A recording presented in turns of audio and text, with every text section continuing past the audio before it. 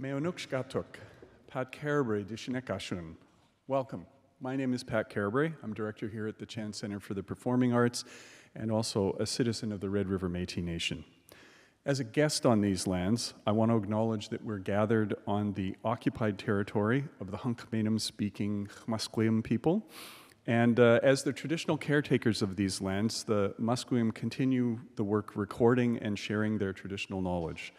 Just FYI, and if you want to check it out, they regularly put out an environmental stewardship newsletter. You can see it on their website. And in the most recent issue, I learned about the importance of eelgrass, something I had not heard of before, and how it's important in capturing carbon from the world's oceans. So definitely worth checking out. I also want to let you know that tonight's gathering is made possible by the generosity and vision of Phil Lind, who sadly passed last year. Phil made it possible for us to enjoy evenings such as this over the past 9 years, so we're very thankful. This year's theme is popular culture and political life in the United States. Our amazing speakers have talked about wealth inequality, the possibility of bridging political divides through art, and the ways in which migrants are cast in polemic deficit-driven narratives. Even though the focus has been on the American experience, the conversations have been really rich with things that we can use here in our own life in Canada. Now, we're going to be taking questions a little later using Slido. So if you go to slido.com and enter the code #LindSlido, all as one word, you can input your question. And if you don't have service in the room here, you should be able to log on to the free UBC visitor Wi-Fi. I also want to remind you, please silence your cell phones if you haven't already. Now with that, I'm super excited to introduce Naomi Klein as our moderator. She's an assistant professor in geography and founding co-director of UBC's Center for Climate Justice.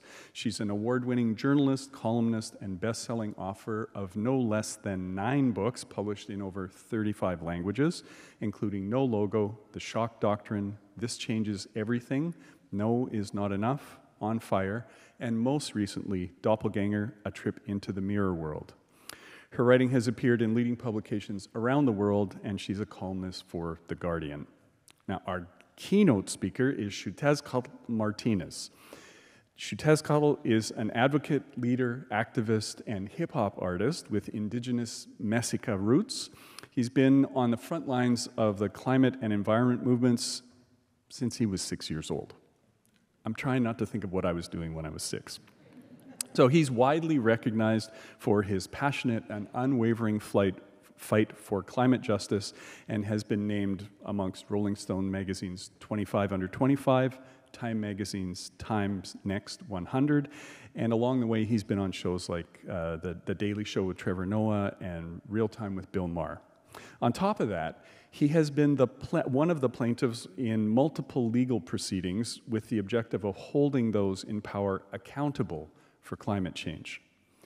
Spoken multiple times also at the UN, including to the General Assembly, and we're going to hear a little later tonight, also an artist right to the core, uses his music as yet another platform to share urgent messages of Indigenous solidarity and care for the planet. So please join me in welcoming Xiuhtezcatl Martinez.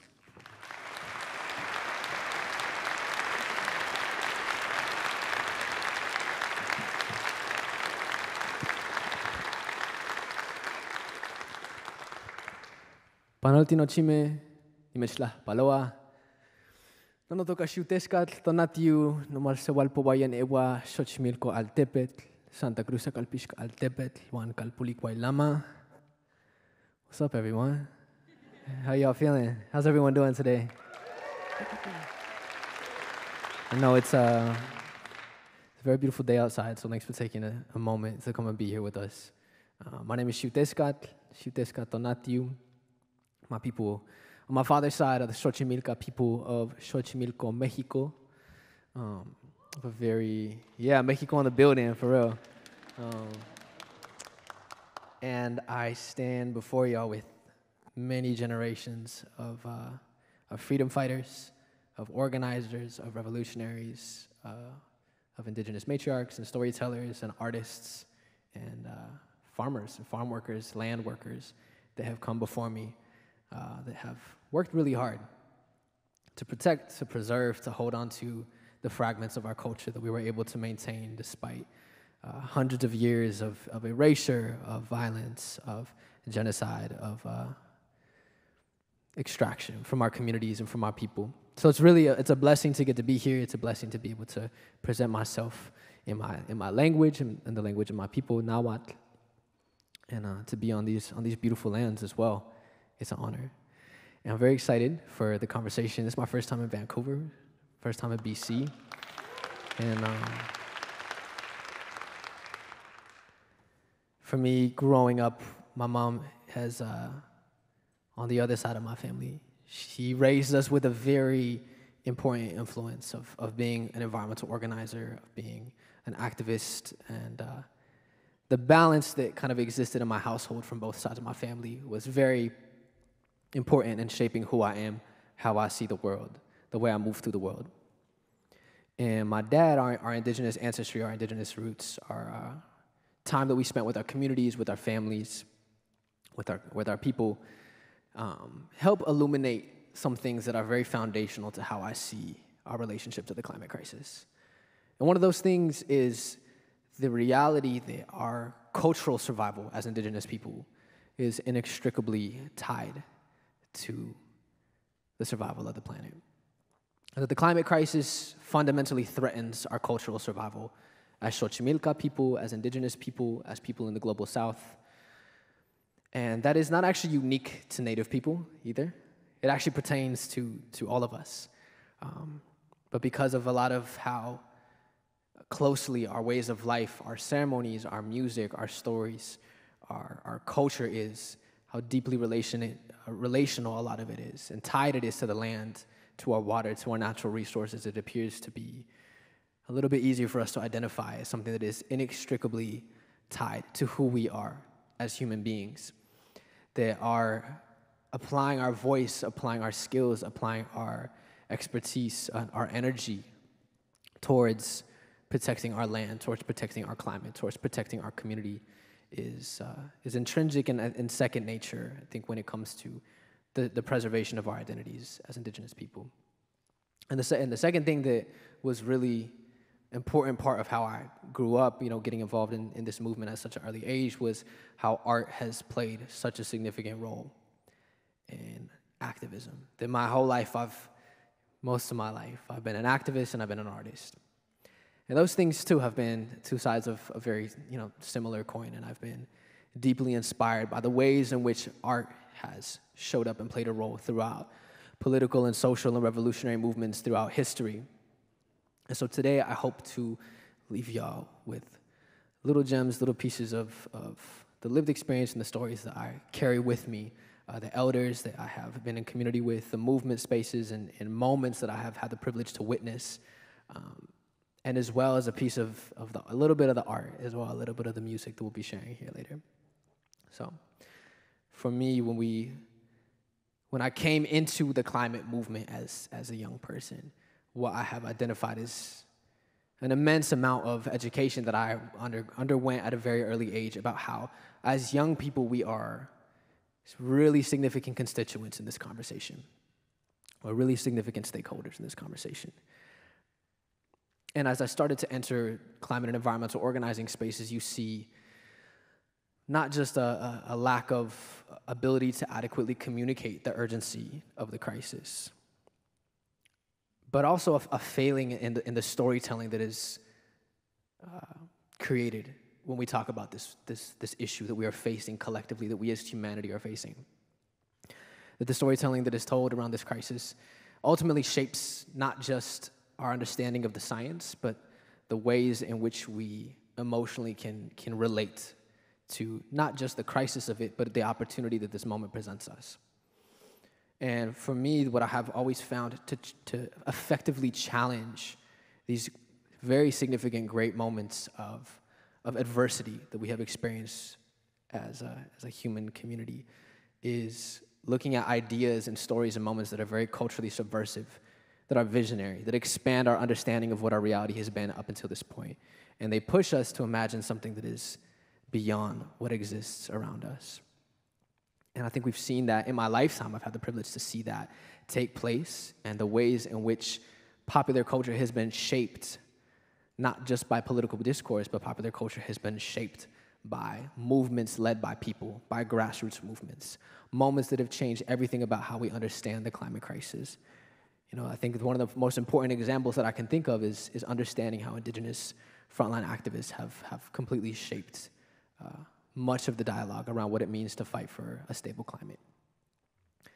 And to me, when we not only looked at what happened with the Keystone XL pipeline, I was around 12 years old when people started kind of being very vocal and speaking out against the KXL pipeline. And I remember going to those spaces, and that was the first time that I saw organizing spaces that really reflected not just people that looked similar to me or presented similar to me, or with a similar kind of cultural understanding, but with a vision that was beyond just reducing emissions or transitioning our energy source, but it was something that was deeply our struggle and our vision for a life way beyond the imposition of violent colonial systems is something that Indigenous people on this continent have been fighting for generations. And so the climate crisis is a modern extension of colonialism that threatens the survival of our homelands. And to see Indigenous people standing up to fight against these pipelines, not in isolation, but in solidarity with rural, white, working class people across the United States and Canada, to build coalitions, to build cross-class coalitions, to fight for not just a stable climate, but for the preservation of our clean waters, of our traditional homelands. To me, that shifted a lot about how I understood our relationship to the climate crisis. And you start to see the popular movements. The reason that there was, that the Obama administration, for instance, vetoed the continuation of the building of the pipeline was not out of an altruistic desire to be an ambassador for the environment. It was because of our movements. We pushed and fought for years and years and years for there to be this kind of change that reflected and reverberated, and we saw the ripple effects of the action that was taken. And there's been a lot of loss as well within that. And we get caught up because there's so much weight to the crisis that we face.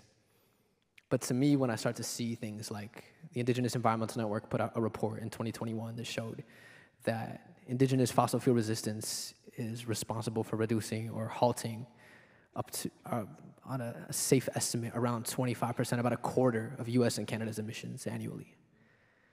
So you start to see the tangible impact of what it means to begin to return land and begin to return stewardship and begin to return the power into the hands of the people who have always understood how to caretake these places and these lands. And that happens with the effort and the alliance of a lot of different peoples from a lot of different territories all over the world. So moments give me a lot of hope like that. When I see the tangible effect, not just from a spiritual standpoint or a philosophical standpoint, but to see that Indigenous people having their land returned is now a conversation that is seriously being had all over the place, where we have now made it kind of more popularly acceptable to do a land acknowledgement before some kind of event in a lot of academic institutions. And while that is a wonderful first step, one could say, or a performance of solidarity, and I don't say that in a disrespectful way, but truly a performance of solidarity and of acknowledgement, the real work begins when the land gets returned to the people. And we see that the climate is the climate crisis that we are facing is calling on us to do things that were previously believed to be unthinkable or unimaginable.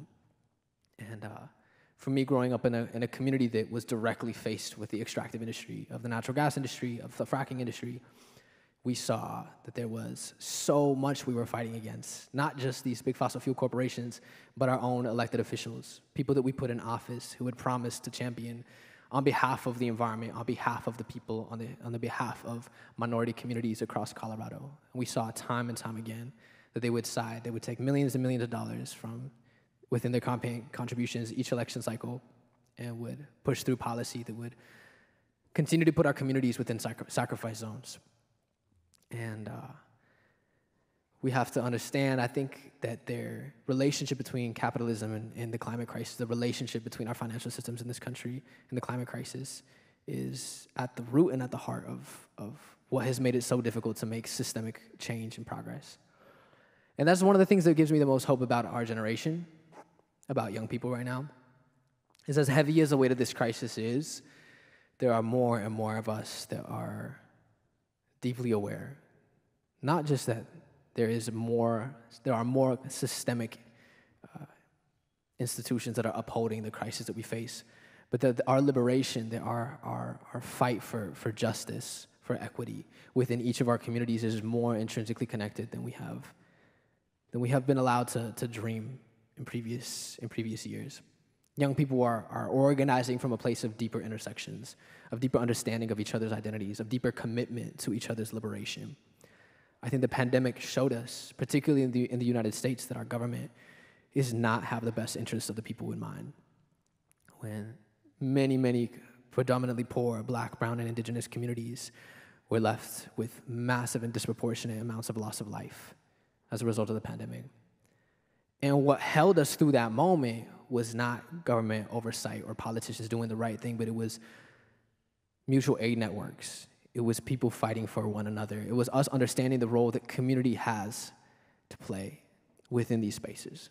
That fundamentally, this organizing that happens more horizontally is what must be at the root of the systemic change that we see. Otherwise, the stuff that happens or that goes viral or that becomes very popular becomes very performative.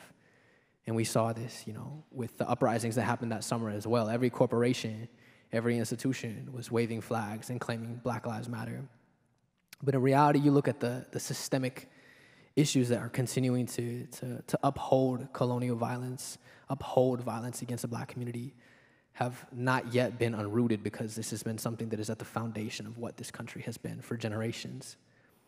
And so I think these moments that we happen where we see popular culture reflecting the desire and the demands of the people are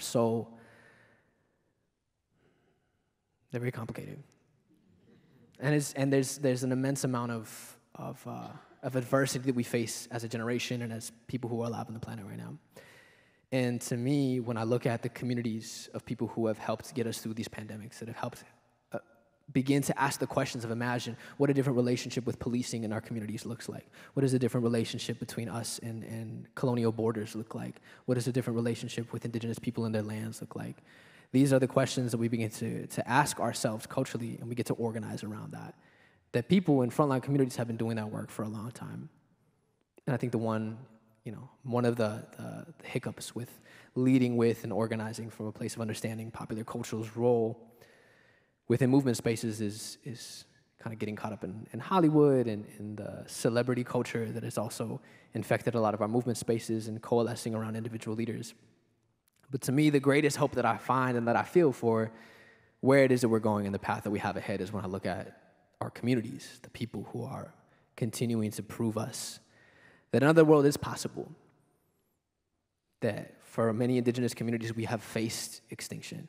We have faced the end of our times, and we're still here.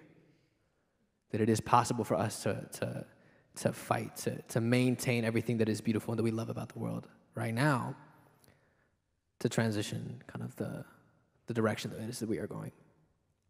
And so, for me, the last many years have been a really important time of challenging and reimagining what our relationship looks like to these movement spaces. And I think art and culture and joy and storytelling are fundamental for the future of our movements. And I was hanging out with my friend from Serayaku, from the Amazon in Ecuador. Her name is Helena Gualinga. And she told me when her people go out to protest in the streets in Ecuador to fight against whether it's the extractive industry, the mines that are polluting and contaminating the waters and contributing to the climate crisis, that they dance all night afterwards. That there is such a culture of revolution and of protest movements being tied not just to resistance or fighting against an injustice, but to be a seed that we plant to get us closer towards the world that we know is possible. That our joy, that our vision for what we believe in, for the beauty of the world that we know is possible, what it is that we are upholding to continue into the future, is at the center of what it is that we want to create within this world. And I think there's a fallacy that leadership or that activism or that organizing looks any one particular type of way or is in any way linear. And I have played many different roles within these movements since I was a very small child. In the last couple of years, it's been beautiful to see and understand how art how music and how storytelling and kind of taking a step into the behind-the-scenes work of a lot of this. It reminds us of the power of those things as well. And that I think if we move from a place of doing what we love, we can be extremely effective in the work that we do in the world. And so for me, I'm really looking forward to a conversation with Naomi Klein. And before we get to that, I think I would like to play you some songs. I'd like to sing for y'all. I'd like to perform for y'all.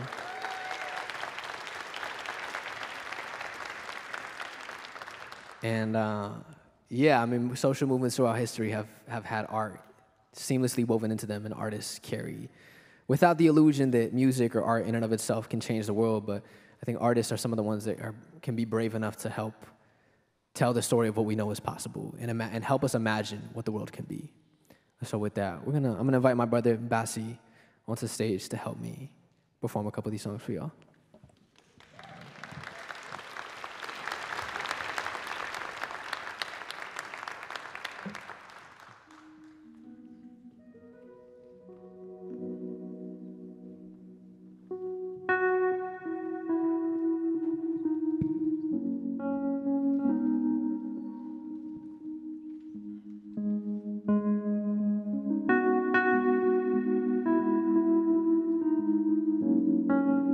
Life is a series of moments, may I borrow one of yours?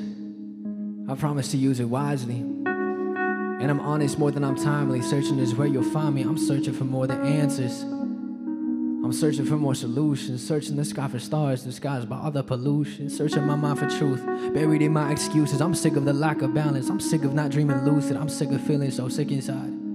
The whole world is sick unless you live in a lie. So far from the future, but I feel I've arrived. I'm up through the night. Your perception of me is set, but I'm different inside. Fly underwater or swim in the sky. Clandestino had to live in disguise. When I'm closest to falling is when I'm feeling alive. When I'm furthest from knowing is when I'm falling in love. This is a response to the call of the wild. It's been calling for a while now. Humans foolish to think we'd ever conquer the wild. Rivers out when the roads by the furthest of miles. I feel every breath like it's lasted a lifetime. Cities rise and fall through the ages. Everything fade, everything dust, everything changes. History so much more than the scripture that's spilled on the page. The stories in the eyes of the children are ancient. We wouldn't be human if living was painless. I believe it took more than evolution to make us. The death of the sacred. I'm here now like I've always been. Never alone. Creator writing stories in the sky. So someone can follow us home.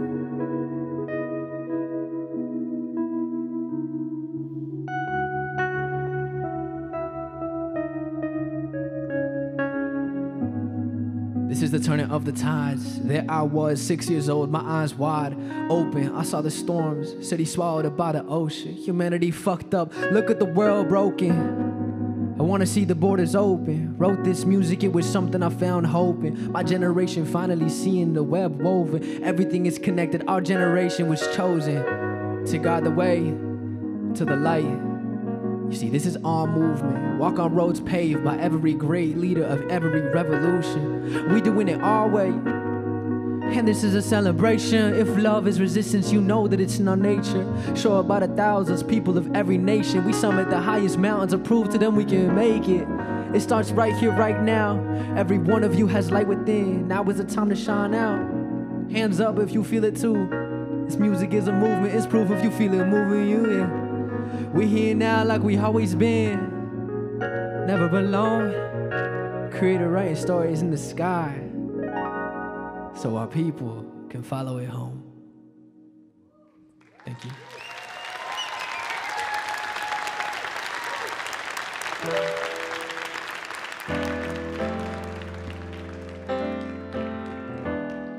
It's been a heavy couple of years. Right? Y'all feel that? It's been tough, huh? I'm really grateful for how this art has helped us heal, has helped me heal. And I think we write it too in hopes that it can help people take care of themselves. It can help take care of our people through our art, through our words, through our stories. The song doesn't have a name yet, but I'm excited for y'all to hear it.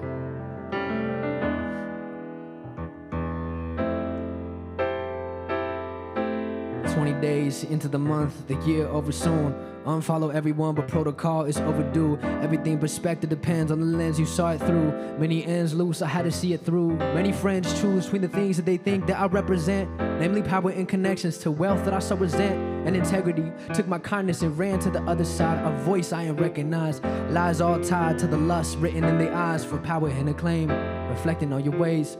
Trust that I gave, all the fucks I could save. Keep it tucked in the pages. My brothers stuck around, but they cutting into his payment. How many white saviors will it take to stop the tide's rise? How many brown faces in commercials to fix genocide? How many more spaces they gon' take from till they satisfied? How much we gon' take until we out of time? There's a call, oh melody, oh sing it on. This wind through the trees, it's all so loud and clear. It's all so loud and clear.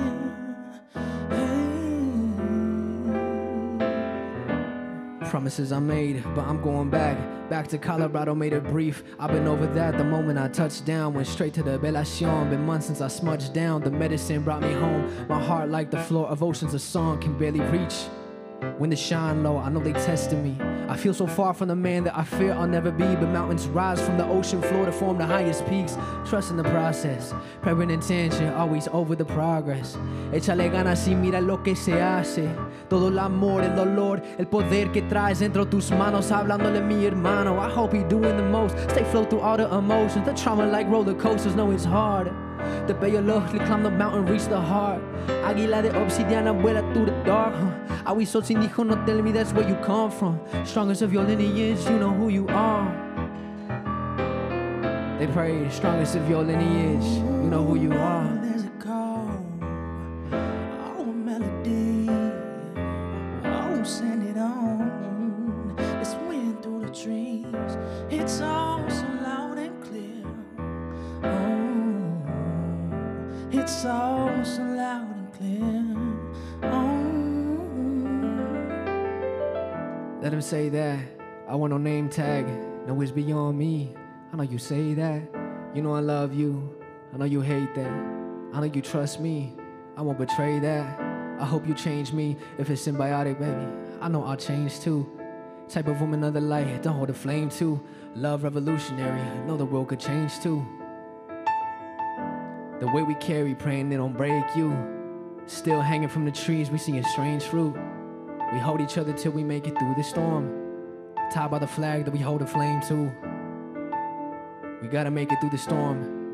Tied by the land that they set in flame to. And we gon' make it through the storm. Held by the love that your people gave you.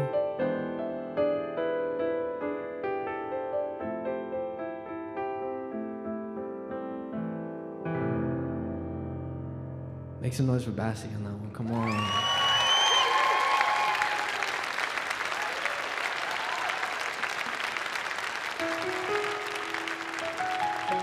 Thank you.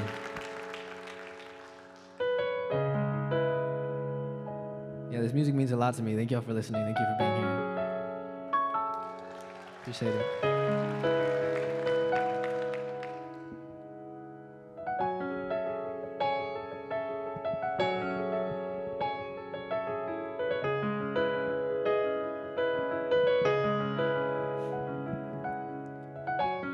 Love black gold, no water. Queen rider with me for the balance, I get it. Watch walls fall, no borders. You know that my people on the hustle, I get it. Love black gold, no water. Fire in the streets worldwide, I get it. I don't know if I can go farther. Bloodshed chasing for the diamonds, obsidian black like the Panthers. Hands up, burn the damn flag, fuck an anthem. Stand up, ancestors ready with the backup. We're already heavy, I carry the load, man down. Concrete cracks got these killers crazy. Cousin murdered across the border, yeah, I couldn't save him. Water running low, whole city thirsty. Searching for the gold, but they wasn't worthy. Shots taken, caught chasing, you not making. Money in the power, what the gods placing. In our hands, in my hands, in your hands. Arrowheads fly against the bombs dropping on our land, oh. They coming for where I stand, oh. Matan la agua, he quieren más, no. Keep your head down, keep your eyes closed. till there's nothing left. So what we die for? Love, black gold, no water. Queen riding with me for the balance. I get it. Watch walls fall, no borders. You know there are people on the hustle. I get it. Love, black gold, no water. Fire in the streets worldwide. I get it. And I don't know if I can go farther. Bloodshed chasing for the diamonds. Chasing for the diamonds.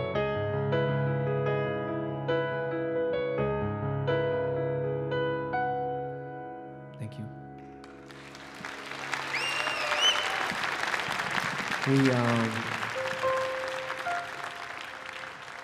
We went on tour for the first time since the pandemic last November. And we were really close to coming to Vancouver, but it didn't line up that time. So I'm sure we'll be back before too long to play a show, and we'd love to see y'all all out there. We'll have the bass knocking and the drums. It'll be all, but you get to see a really cute little strip back. I love this. I love like the poetry of it all. But when we were on tour, it meant a lot to see how much the music meant to people. And I've been at a lot of different protests and out in the streets and marching and suing the government and speaking in the UN.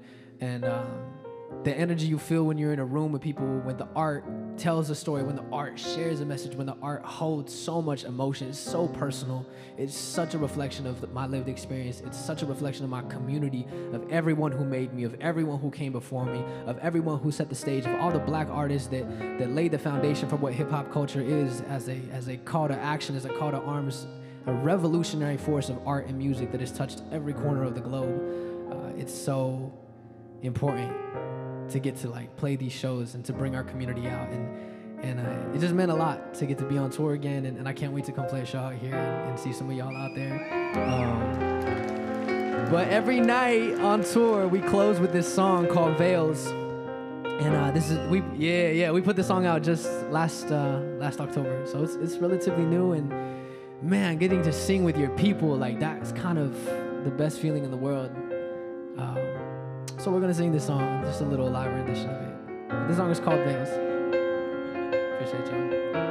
Yeah. Shake me away. I know the veil's thin. I hope we meet again. Left the door open for you. Let my soul break. No, there's no going back. It wasn't love like that.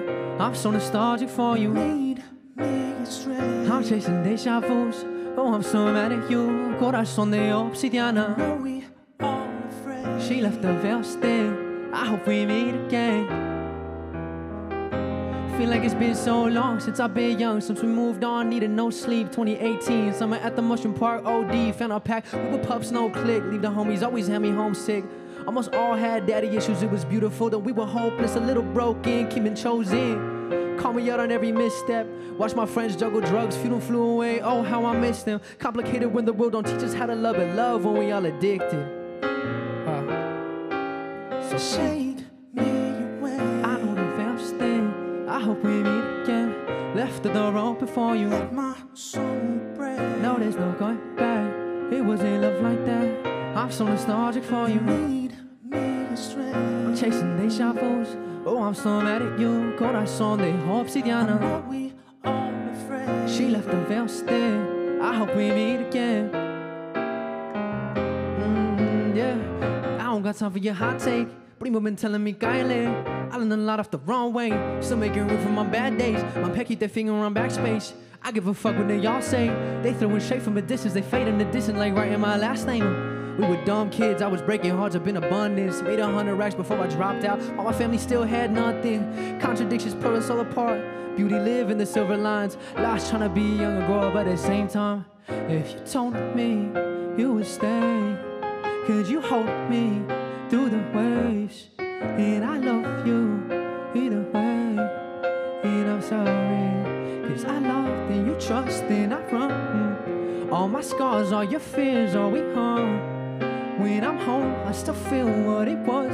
Letting love alone never enough. So shake me away. I know the veil's thin. I hope we meet again. Left the door open for you. Let my soul break. No, there's no going back. It wasn't love like that. I'm so nostalgic for you. Lead me astray. I'm chasing deja vus.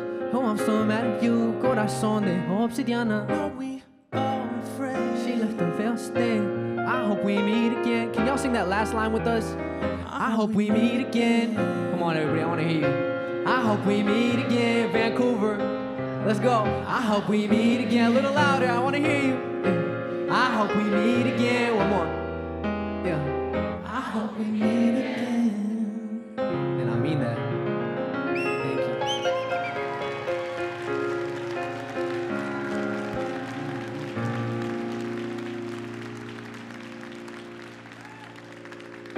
We have one more song. It's a fun one. It's a fun one. The last album that we recorded is called 1111. We recorded it in the Bay Area in a little studio. Not a little studio. It was a beautiful studio, a big studio in Alameda. We have just absorbed a lot of great energy from that land, from the Ohlone land, from the beautiful organizing history in the East Bay. And wow. This song is called Bim Bom. And I know we're like in a lecture hall and it's like beautiful and there's a lot of faculty here. But if anybody wants to stand up for this last one, I would highly encourage it. You don't gotta dance, you don't gotta do nothing crazy, but if you're so inclined, like this. Mami callejera, mueve la cadera, enamorado hasta que cerró mi cartera. Canela, canela, you drip like paleta. Se acaba la rola, me dice no que sepa leyenda, la neta. Y no me como la nata, she know it is me, brother, sáquese de mi casa. I've been flying the opera, I lyrically got the chopper. She moving it hella proper, so tráeme mis enchiladas, that's savage. Throw it back, I'ma catch it. I fly way too often to carry my shorty baggage. Trapping, in a baby, slapping, that's magic. Done damage, ride moody. I don't want that, even if you got a little going front that. And if you got booty, well, by the block back. Success always tastes sweeter is up. Put it in my Tim, sing instead of swim. Baby, let's begin, native water with the drip. And you know I got the drip, rapping with no clip, Someone called a docky cause I'm always hella sick, We been writing hits, shorty taking risks. Bro, it's shoot with you, why she all up on my page with a click, click, I body the bulk of the work, real shit, get shit, You only do it for the following, I don't see no accomplishment, colonized it and copied it. You don't got the sauce, you're more like a table condiment. Mama don't even compliment, get the fuck off my continent, whoa. Get your ass back on a boat and roll. I ain't got time for they shit, no. Rolling with my natives, they braided up, ask abuela to pray for, but she backstage and we staging them. She my cousin, she bugging, I put the yams on my budget. I only roll with the baddest, since I had to have it. That's savage. Throw it back, I'ma catch it. I fly way too often to carry my shorty baggage. Trapping, in a bay, beat slapping. That's magic. Done damage, ride moody.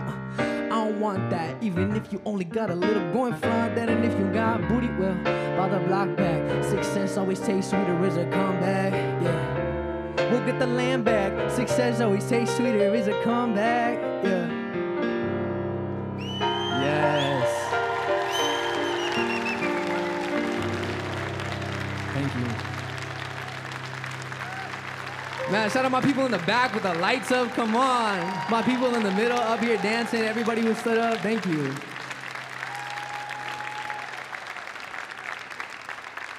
Make some noise one more time for my brother Bassi, 5 on the keys and the, come on.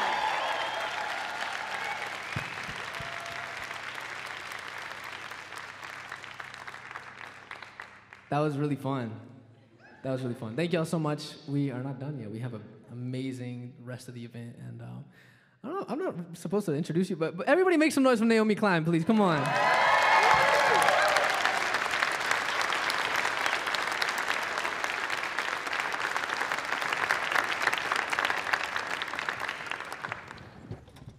Wow.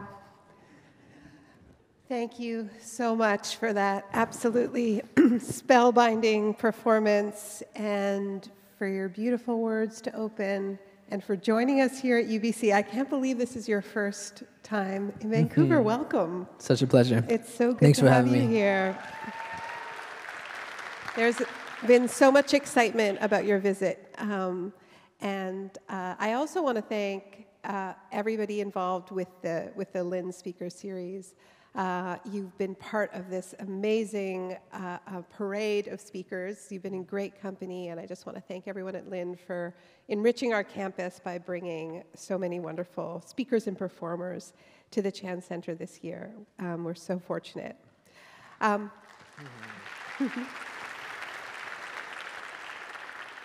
So this series has had this focus on the intersection between politics and popular culture, which would seem to be your sweet spot. So let's start. And I would just love to, I mean, we heard it in action, so it feels a little silly to be theorizing it. But we also heard that you've been an activist since you were 6. You have been part of more sort of traditional capital P politics, political campaigns and lawsuits, protests, but you also have this whole other side to you that you're exploring more and more. So I would just love to hear, when are you most just in your happy place? Like, when do you feel like you're just fulfilling your mission and being exactly who you want to be in this world? What does that moment look like? Y'all just saw it. It was a really interesting, the confluence of the two, of the art and the music and the activism and bringing music into like very traditionally non-musical spaces, whether that's like when I was 12 and I went to a climate summit in Brazil with my little brother and we were performing, you know, in between various UN forums. It's a very bizarre, like people aren't always ready for it. And I think that was exemplified when I was on a panel with, I think, Bill McKibben, Shailene Woodley, Van Jones, and Bernie Sanders. And Van, who knows me, he was like, "Oh, will you please rap for us? Will you share a verse?" And that was a very interesting moment. And it was beautiful. It was beautiful to see kind of the worlds colliding and the political work we were doing at the time, kind of as a surrogate for the Bernie Sanders campaign. To be invited to kind of show and share my artistry as a part of that. And that was exciting, and as I've continued, you know, the last time we saw each other, I think was 2019, in the People's Climate March in New York City, and that was a moment where I also got on stage and I shared a verse, and there was so many people there. There was so many young people, and that was a really special moment to see. Everyone was younger than me. I was 19, and I was looking at the audience, and everybody was younger than me, so the moments, I think, when they kind of come together are really special. And when I think the music conveys, with the right audience, I think the music can convey so much that even outside of like an explicitly political context or an organizing context or at a protest, a lot of the sentiment and the energy still carries through. And the shows that we play, the festivals we played, you feel that very palpably. And that's where I feel when I'm writing and when I'm performing are the two places where I'm like, this is what I'm here to do, really, more than, you know, a lot of the speaking and the other stuff that I enjoy as well. But that's where I'm like in my bag the most. Yeah, I loved what you shared about the dance party, the all-night dance parties, because I think it is a particularly sort of maybe Western or European notion, and even in those cultures a more modern idea that these are really separate in the first place, and that this is like some kind of a boundary crossing, when in fact music is politics, and so is language, and so is design, and so yeah, it's all coming together.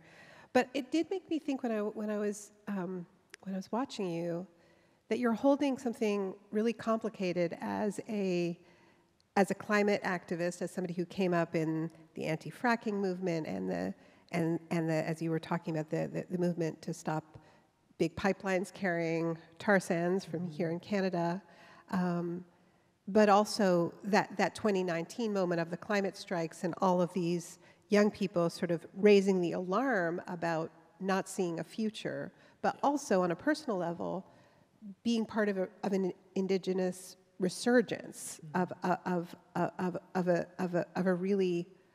growth of life, right? At the same time as you're talking about something ending. So how do you navigate that space? I think it's really complicated. Yeah, I think the pandemic was such a halt. Like it felt like everything came to a standstill because it did, including a lot of our organizing. And I think one flaw within organizing movements throughout history is the tendency to select individual leaders or martyrs or, you know, people who we hold up as these these figures that are kind of larger than life, and I don't always think it's the fault of the person, you know. I think, you know, Greta being an example in a much, you know, more regional type beat, like kind of way I played that role, as well as finding myself being pulled towards this kind of celebrity culture within the climate movement. I think that made it so that when things came to a stop, and I think it was more palpable, the sentiment and the sense. It was also an election year. The sense that everything was like, well, what do we do now? Like, where does we go now? And to me, I don't feel that things have ended or that the climate movement is like scattered. It is different, but to me, I think what I saw come out of 2020 was obviously the mass protests, you know, of people coalescing around this desire to uproot white supremacy and to understand the relationship with policing and white supremacy across the globe. And also indigenous communities, the call for return of land to indigenous peoples exploded, kind of piggybacking off of the movement for Black Lives in a way that shown a lot of visibility, and we had a lot of wins in these different sectors as a lot of indigenous communities in 2020 as well. More conversation around challenging our kind of very entrenched thinking around policing, around land and land ownership.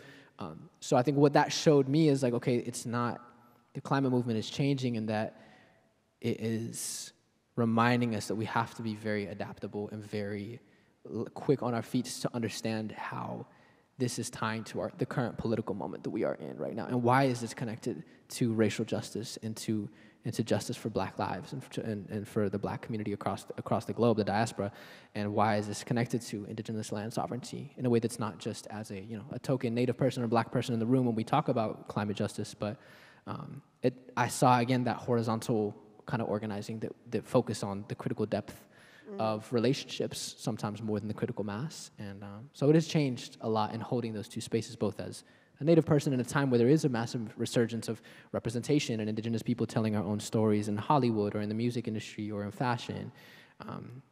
And the reminders are continuous that the climate space must be, you know, led by frontline indigenous people, excluding myself, you know, because I don't live or exist in a frontline community in the way that I did growing up now.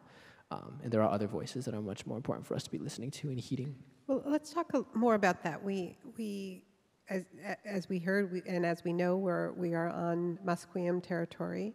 And, you know, a lot of people come to this campus because it's so very, very beautiful. And there's a lot of talk of sort of being inspired by the natural beauty to do climate research, to do climate work, but there's less of a sense of recognition of why it continues to be so beautiful and alive, though very much at risk for all the reasons that we understand, but there are still salmon and there's still eagles overhead and just so much life.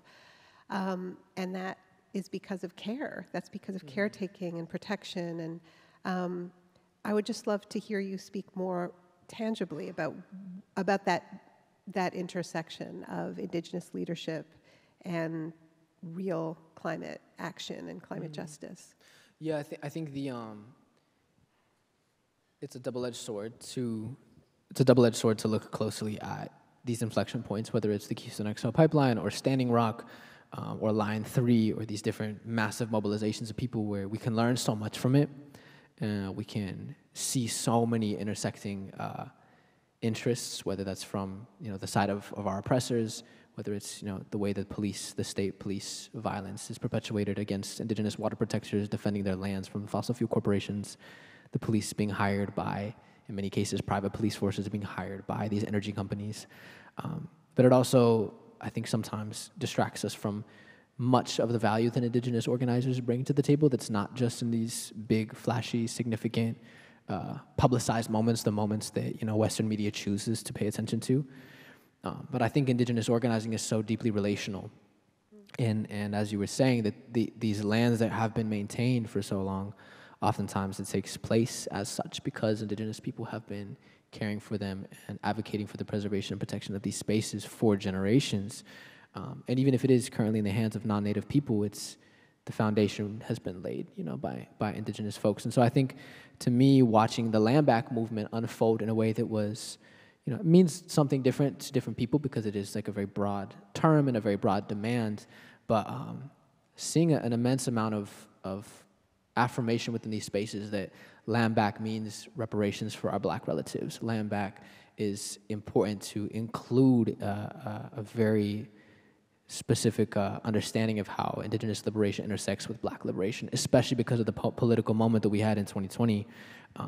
We were pushed to confront the anti-Blackness in a lot of Indigenous communities as well, and to understand how these systems of injustice are so overlapping that threaten our liberation in both cases in the Black and Indigenous community. And for us, for me, a lot of the work that I've been doing over the last couple of years has been kind of more behind the scenes work of helping Indigenous folks have access to our lands again in LA, and building solidarity and relationships with non-Native people and with different tribes and different communities in a way that really emphasizes the relationships that are crucial for us to protect, to preserve, to maintain, not just with the land, but also with the people that we organize alongside, and to have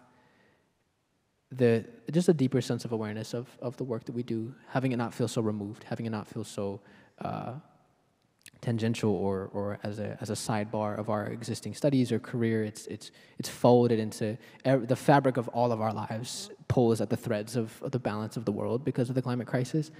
And so for us to understand that in a way that doesn't put the onus of responsibility on us as like a moral failing for creating the climate crisis, but to understand the power that we have is so important. That's when people talk about individual power, I don't think it's because recycling is going to change the world or switching out your vehicle for a Tesla or whatever. To me, it's more so understanding that the power that we hold as individuals is harnessed when we work in community and collectively. And I think, there's a lot of lessons in how to do that, and how we've learned from these different moments like Standing Rock, which had a lot of trials and tribulations and had a lot of shortcomings and had a lot of things we could have and should be doing better. But it's a complex moment. I was struck by what you were saying about celebrity, which of course it affected the climate movement, but really every movement has experienced that, just having a few people sort of lifted up to superstar level and being put on the cover of the magazines and the endless sort of speaking requests. So it's interesting to hear you talk about what happens when the pandemic descends and all those in-person speaking events are canceled. And I think for people who, people in the audience who are younger and maybe don't remember just how intense that was. I mean, it was intense, and you were in the middle of it, and you all were in just such extraordinary demand to go to Davos, to go all around the world, to speak to corporations, and really also offloading the responsibility of the climate crisis onto the youth who are going to save everybody. Crazy. So I'm interested in hearing how that sits with Indigenous traditions that are much more intergenerational and that have a very different kind of relationship to elders, right? Where a lot of the youth climate movement was sort of framed as a generation war, as opposed to sort of being up against a system. And I hear both in your music. I hear that sort of generational rage, and I also hear like all your ancestors and elders with you. But I want to hear more about the celebrity piece of it, because I think, I heard an interview with you with Van Jones where he was saying, well, there's always been, figures like, Martin Luther King or Malcolm X. Every movement has leaders who are more telegenic, who become, quote unquote celebrities.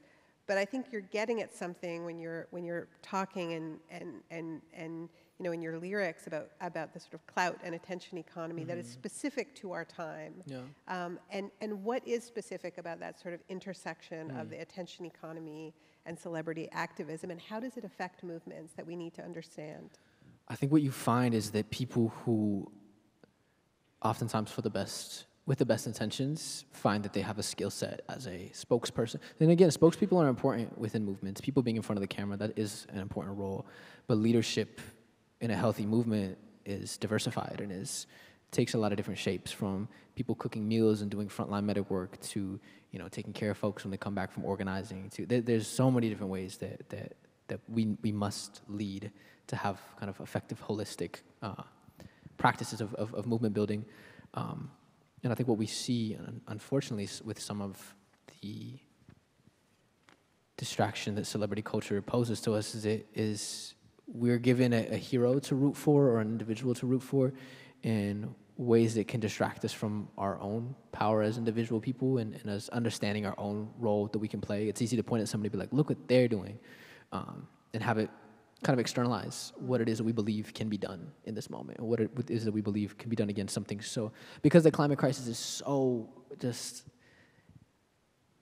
so massive, it can feel easier to also treat these individuals as these larger-than-life characters and figures that can go and fight this massive thing, when in reality it's all of us that have a part to play within it. And I think it also puts us at risk of really watering down and drifting further towards the center when we align ourselves with having a large platform and taking these brand deals and being invited to present at the White House and having Q&As with presidential candidate. These things, all of a sudden there are constraints on what you can and can't speak on climate activists being able to say anything about Palestine because of brand deals that they have, or because of relationships they have with places that they aspire for their political future or whatever. And these people all of a sudden become less representative of the actual communities who need a voice, and they exist in a sphere that is outside of the communities who do need to be represented, who do need to have a voice. And I've seen that, and living in LA, you see that a lot too, within kind of the climate space bubble in LA particularly. And it's a challenging thing to grapple with as someone who is very much a part of that. And like, as I was saying, got dragged into it at 2020 required a lot of introspection and of reflecting and reevaluating of what do our movements need from us right now.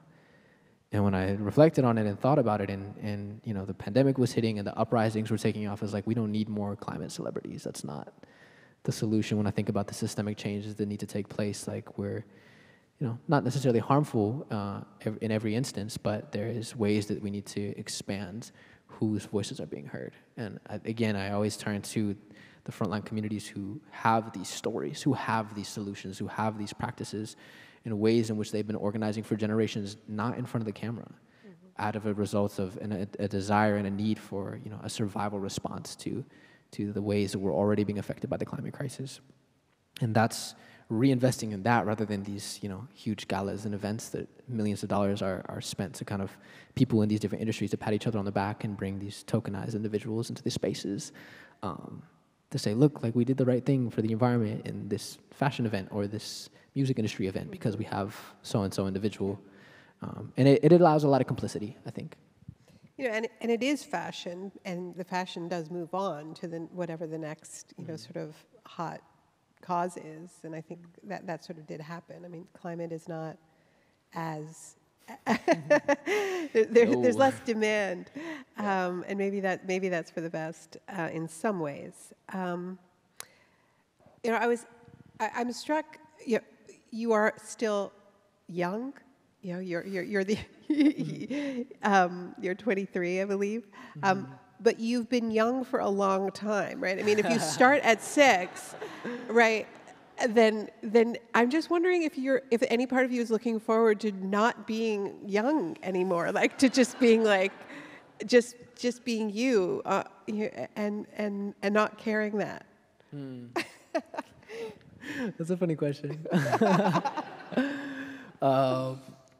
I really am thankful for like getting older, even just from 2019 to now, like the amount of politicization and growth in my understanding of what it is we're going through, and not always the articulation, but just the I think what has resonated with people about what I've done throughout my life isn't ever that I've been an expert on anything, but it's like it's been very authentic and very like I gave this little speech when I was 6 years old in downtown Boulder, and it was coherent, it was cute, it was like, but I think what spoke to people was it was really honest, and it was urgent, and it was like we need to protect the planet for the children. That was the message, and that's still a message. I just I think I'm grateful for the growth and for the things that I have learned along the way. And I look back, and as we always do, and like, if I only knew then what I know now, I would have written the book differently, or I would have, used my platform differently,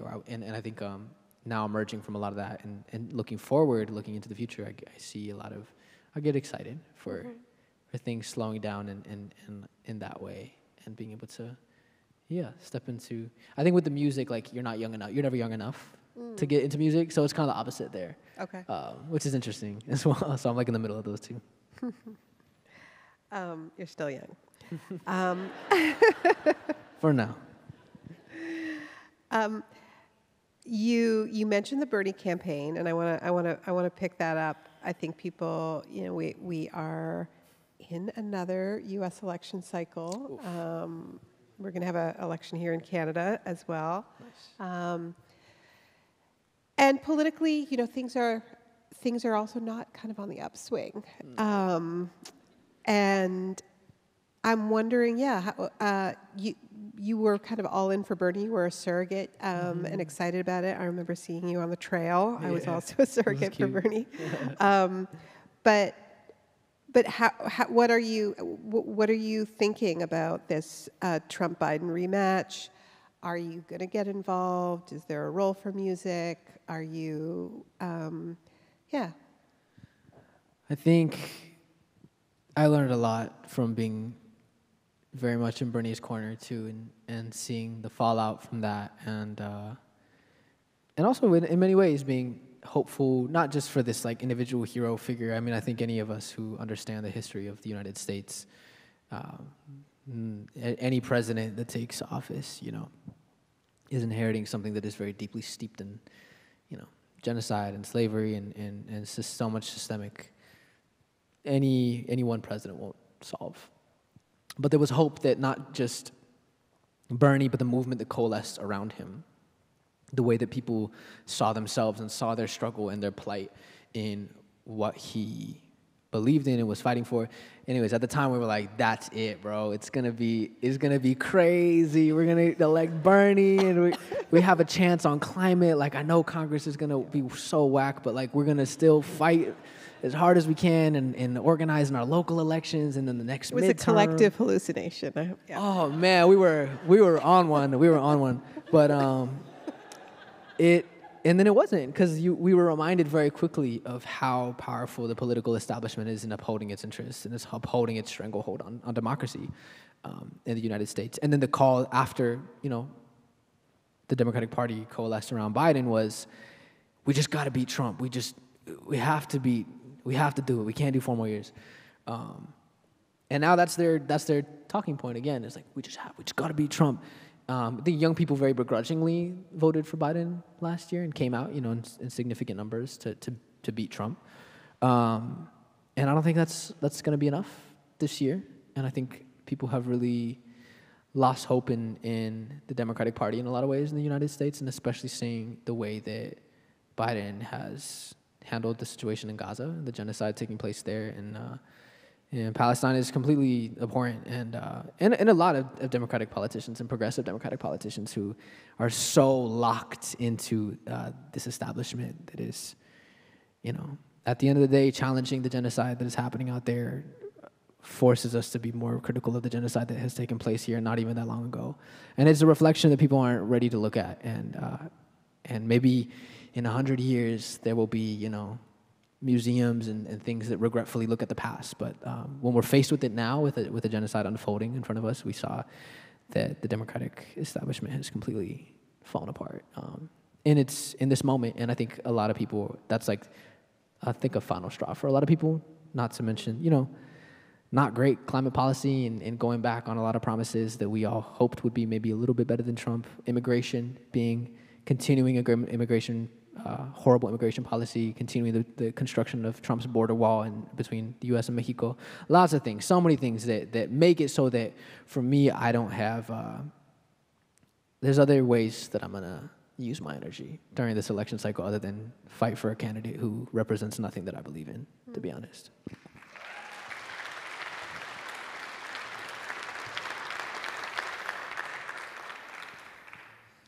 I wanted to create some space for you to talk about that decision to speak out about Palestine, and you're doing a concert in I think 10 days to raise money for humanitarian aid. There shouldn't have to be concerts for that. But but it is a risk, and I would, yeah, I'd like to hear more about that decision. But also, you know, I think things are getting really heavy, and I do want to, I just note from my experience on working on this issue, I'm involved with Jewish Voice for Peace, and, you know, we went to DC, and it's maddening because there is a real generational shift, you know, where Cori Bush and Ilhan Omar and Rashida Tlaib and AOC, you know, immediately signed the ceasefire resolution that just today, 5.5 months later, the Biden administration is now finally sort of calling for a ceasefire. But they were calling for it in October. And so you could really see that generational shift. So it's not that nothing is happening in the political sphere, it's just too slow. Yeah, and we find, you know, I think something like the genocide in Gaza is, you know, it's like smacks you in the face with how urgent and immediate it is. And the response to that being too slow, it's all too, you know, familiar with how we respond to the climate crisis.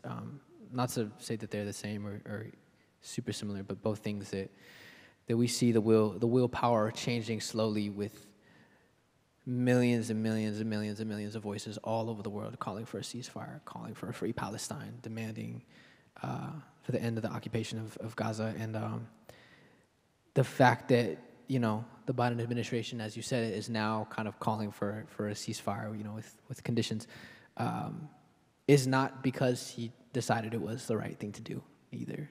It's because of every weekend, every week, every day, people have been taking so many different forms of resistance and of protest, and people organizing and fighting for there to be momentum and movement on this issue in really important and really significant ways. So the results of the organizing efforts, while having been too slow, like we still do see that even at the very top, even the nature of how this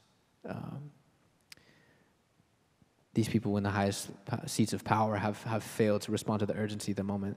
They are moving because, as you're saying, the generational difference and the demand for the change is irrefutable, as long as it takes.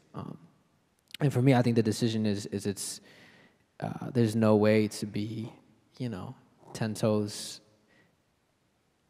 down for the liberation of my community and for indigenous peoples on this continent, and to turn a blind eye to a genocide that is unfolding in real time in front of us.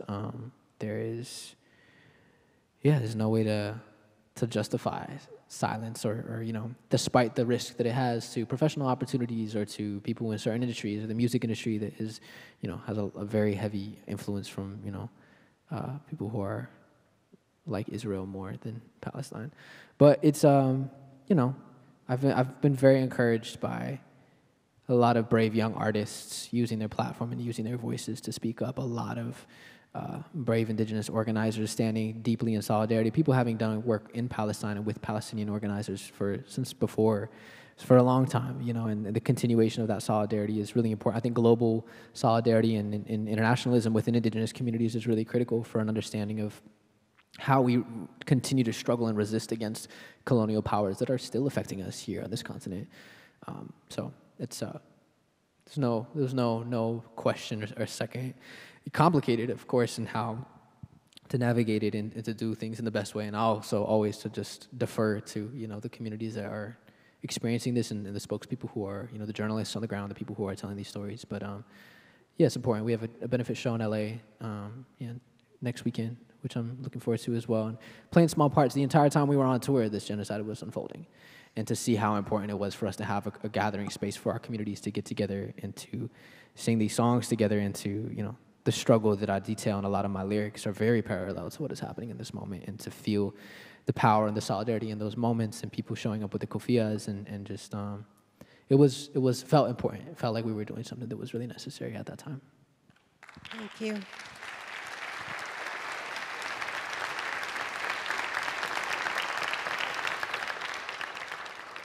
There were some questions that along these lines, so thank you for people wanted to hear you. Do you think there is such a thing as a non-political artist? There's a lot of them. I think, yeah, you know, you can go down Drake is a great example. Shout out Canada. Of someone who just explicitly chooses to be non-vocal on anything. Okay. Not that I'm like, oh, that's an artist, but like they can just be non-political. I think if you're gonna, I think any identity of you know, that we hold with us, that we carry through our art, ties to political movements and moments, and I'm fascinated by the variety of ways that people choose to or not to lean into that and to hold it.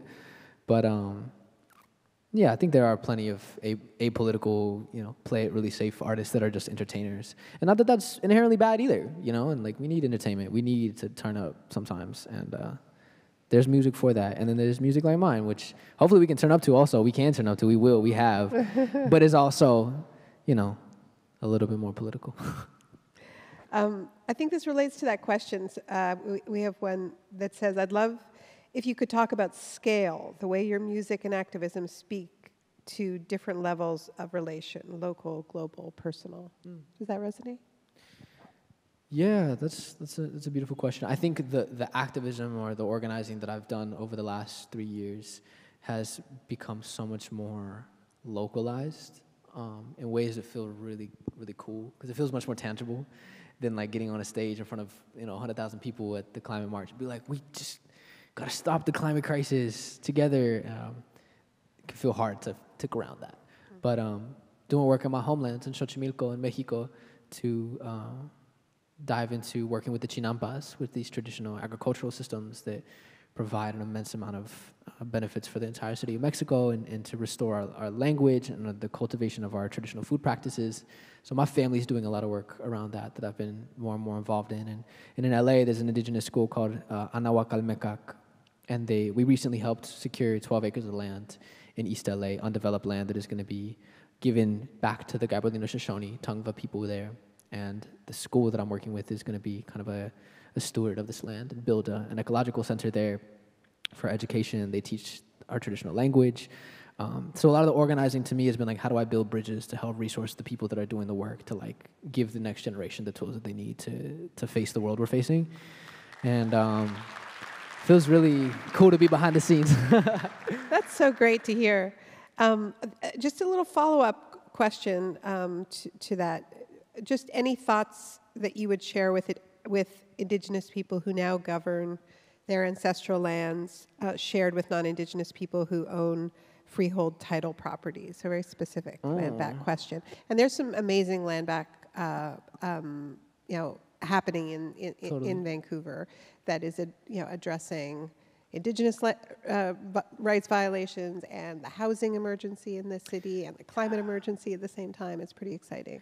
Yeah, like land back in urban spaces is so interesting to me in particular because of the intersection of people from a lot of different ancestries and heritages, and the housing crisis overlapping with that and is really important. But I think, less of advice, but I'm very curious to see how our relationship to property can transform through having Indigenous people be the stewards of their traditional homelands again, and what that can continue to look like in urban spaces, in desirable, property zones, not just kind of in rural communities or out in the sticks, but start to see what does it look like for us to get our cities back too in these places. And again, there's a lot of politics and a lot of local politics that overlap with that, but how do we understand that our relationship with land, a lot of the scarcity that we see right now under capitalism is a result of these systems and of the very inequitable wealth distribution. So how can our approach to talking about land back also help us reimagine our relationship to housing and access to housing for folks that don't have it?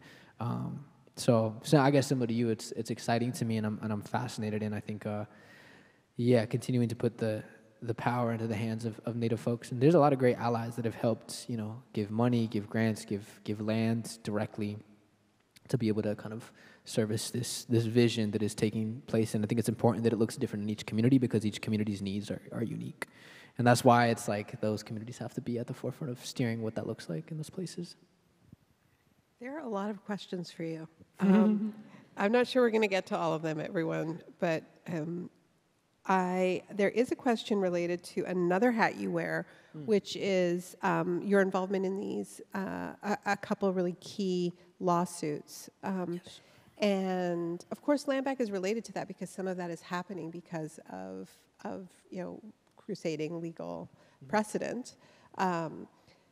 But you were involved. You are involved, I think, still in the Juliana case, otherwise known as the Climate Kids lawsuit.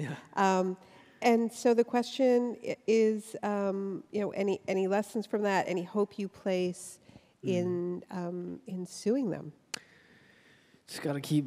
We've just been suing them for so long. I was 15 when we joined the lawsuit, so it's been like 8 years of litigation. Let's explain a little bit about the Juliana case, just real quick. Of course. Yeah. So in 2015, myself and 20 other young people from across the country signed on as plaintiffs to a lawsuit against the federal government for violating our constitutional rights to life, liberty, and property for their active role in perpetuating the climate crisis through policy, through subsidies, through neglect, through mismanagement.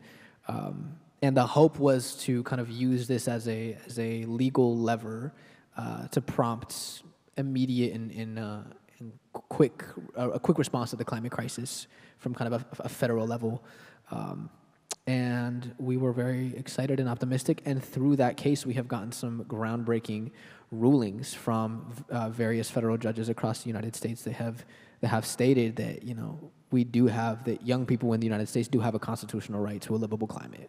Like that, for one, was one of the biggest things that has come out of this case. Is there is now a legal precedent for Montana. Various, Montana as well. It was recently a state lawsuit that made a lot of strides with the recent ruling there. So I love to see it decentralizing, and many different state cases have been filed in at various stages of development, but the cases are continuing to move, and I think just as we see with every other space that we organize, and it's too slow. In the federal level, we can't put all of our eggs in that basket either, unfortunately.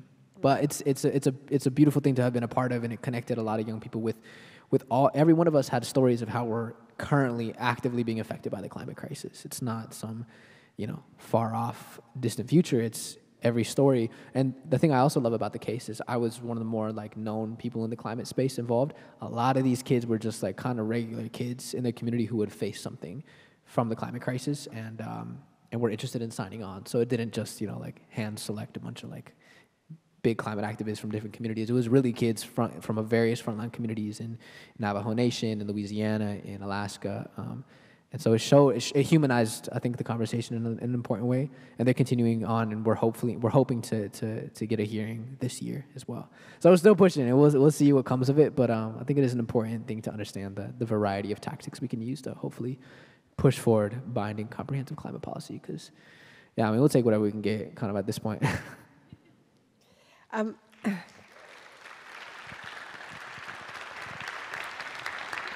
Now, I know it's your first time in Vancouver, but you have engaged in, you're part of an international movement, and the pipelines that you've been involved in fighting are also international. I'm wondering if you've had any experience sort of watching Canada in action on the climate stage, and anything to share. We like to think ourselves very superior to Americans. Y'all are killing it. Please put us in our place.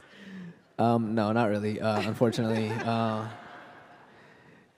love the discourse around Canada, being on its high horse and really just being just as bad as the United States in almost every way, including its history with Indigenous people, the climate. It's like,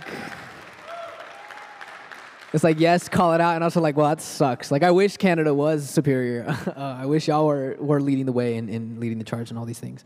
But me and I had a conversation with a handful of students ahead of time that from one of the classes, and they brought up, Justin Trudeau marching in the climate marches, and just the irony of it, of being bro, he protested himself. We're protesting you, your neglect of how you're handling it. Why are you here? Maybe the self-deprecation gets him off or something. I don't know what it is, but I'm just bro, this is on you. You literally have the power. We're all here because this is our only outlet as the public, as the constituents. You have all the keys. So to me, it's comical in many ways. And there's an amazing kind of Indigenous organizing that has taken place from like the Wet'suwet'en territory and kind of that moment that a lot of indigenous matriarchs from that community that were being forcibly removed from different camps that they had set up from their tribal homelands, going to, I believe, the steps of Parliament. I don't know how the government works out here, but there was a very significant political building and claiming and shouting from the top of the stairs that reconciliation is dead. And that to me is really powerful because it points the finger at the hypocrisy of a country that claims to have and has done certain work around, truth and reconciliation and these different commissions that have been brought into place. But the policy and the way we actively perpetuate violence towards indigenous communities in Canada hasn't changed for the better, not significantly. And we see with the way that the climate crisis is predominantly affecting indigenous people worldwide, both at the point of extraction and as a result of the continuously rigorous climate catastrophes that take place all over the world, that there's empty words, and I think to call that out is so important. So I think if anything, we can take a page from Canada in that way, that indigenous people living here have been calling out the BS and the performative nature of a lot of the political work, and we have a lot more work to do. And it's not to talk bad about any, like, there's no colonial government is killing it when it comes to like protecting the climate and the planet. So it's not that you should feel bad about it. It's like, okay, well, like, how do we all reach beyond the very small set of limitations that have been placed around what we feel is possible for federal governments to do to tackle the climate crisis. Thank you.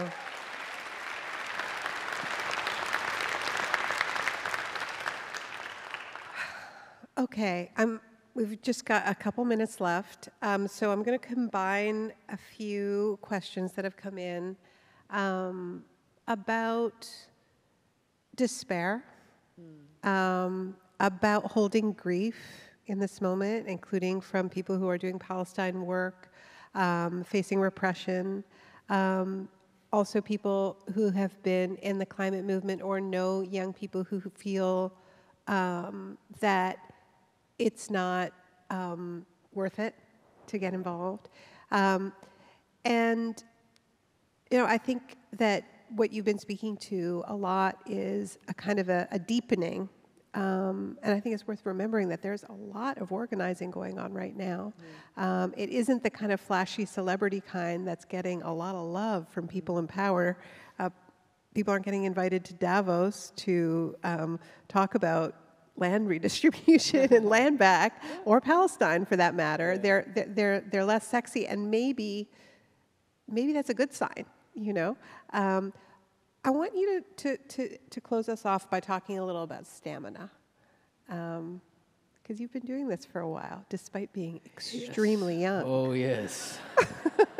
Been a long time. Been a hard winter. The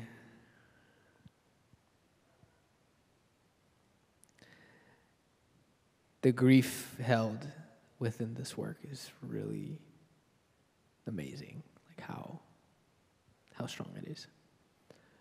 And I felt that grief for the first time when I was like 5 years old.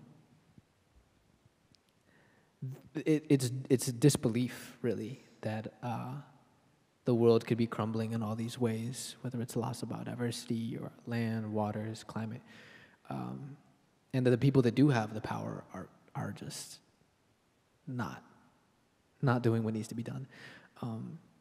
And as a child, you look at that and you're like, what the fuck? You don't say that because you're a kid. But you're like, wait, what is happening? How could this be our reality? How could we live in a world that has so much abundance, that has so much beauty, that has so much light, that has so many examples of communities and people who have lived prosperously in harmony with the land for much, much longer than the Canada and the United States have been in existence? And how can we be choosing this? And it doesn't make sense, and I don't know that it ever will, that we've gotten this far. We've gone this far in the wrong direction. But I do know that there are many, many, many more people that believe that things need to be different and that are working towards that than the few that are grasping, that are clutching at the power that is slowly slipping out of their hands. As people, as communities, as families, as students, as unions, continue to organize to reimagine and replace the systems that have been here for too long. And at the end of the day, you look at the history of these countries, and they're not that old. They have not been here for that long. And given the current economic model and the current way in which we have existed with a very extractive relationship to the land for so long, it's bound to change. And I think people are at the forefront of ensuring that takes place within our lifetime. We don't really have much more than our lifetime to do the things necessary to redesign everything. But I can say within my lifetime of doing this work, within the last, however many, 8 years, more than that? It's been way more than 8 years, 18 years, not that long. I didn't go to school, so I don't do the math very well, but the things that I've seen in my life, it's the ebbs and flows of these movements are really tough. The waves are really rocky, and there's a lot of grief. And there, throughout my time in this space, has been just the most profound love for our people, love for our land, love for the ways of life that are beautiful, that do remain. I think about my great-grandma, who was the last fluent language speaker. And right before she passed, she started speaking her language she stopped speaking Spanish, and she was only speaking in her language the weeks before she passed. And I think about those fragments of everything we have lost, the fragments that have maintained, and those are like the seeds that will carry us into the future so that my children can be born speaking their language again. And we need a habitable planet for that to be a reality. And if nothing else, that our people have always found a way to sprout through the concrete, just to blossom amidst such violence, such adversity, when our entire world is designed to wipe us out and to take away what is left of humanity. The love that we have for who we are, for where we come from, and what we believe is yet to come is actually stronger than their commitment to the violent systems that have oppressed us for so long. And it's a lot stronger than their fear. They're so afraid of us. Those in power are so afraid of the power that we have to organize and to fight. And that's why you see so much pushback and millions of dollars in marketing campaigns to get us to argue about the climate crisis and the science, and to confuse and to muddle the waters, because they know that when we organize, we are unstoppable. Because any great change that has ever taken place throughout history towards the liberation of our people has been the results of our love.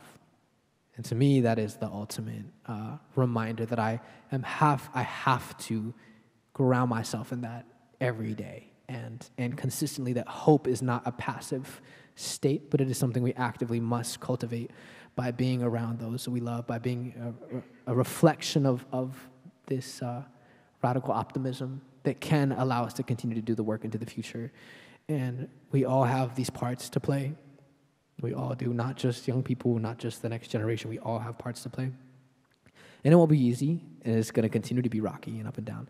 But I firmly believe that is what will hold us as the world continues to spiral.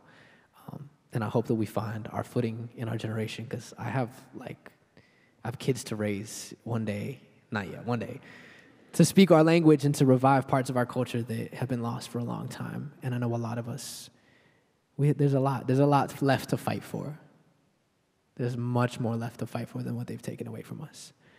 And I think we want it more than they do, too, And I think the ways that is tangible, and the ways that we can realize that through our organizing, through our relationships with one another, through our deeply relational organizing is really exciting to me. And that is what has kept me afloat, is seeing, the mutual aid networks that have carried us through the pandemic, to see the way that we are organizing to return lands and rematriate lands to the hands of Indigenous people, to see how intersectional our generation is acknowledging and organizing from a place of deep intersectionality within our movements, understanding the systems of capitalism and colonialism taking place at the root of the climate crisis. Like all these things we're breaking free from the limited scope in which we've viewed the climate crisis for so long, and we're realizing that this is the fight of our lifetime, and it intersects with every other struggle for liberation that is happening on the planet right now.